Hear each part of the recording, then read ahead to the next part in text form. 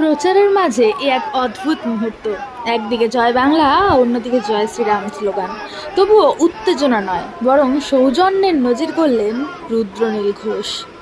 এক তৃণমূল সমর্থক জোরে স্লোগান দিতে থাকলেও হাসি মুখে তাকে জড়িয়ে ধরলেন তিনি। রাজনীতির মঞ্চে এমন মানবিক মুহূর্ত ভাইরাল হচ্ছে সোশ্যাল মিডিয়ায়। আপনার কি মত? এটাই কি হওয়া উচিত রাজনীতি? কমেন্টে জানাতে ভুলবেন না।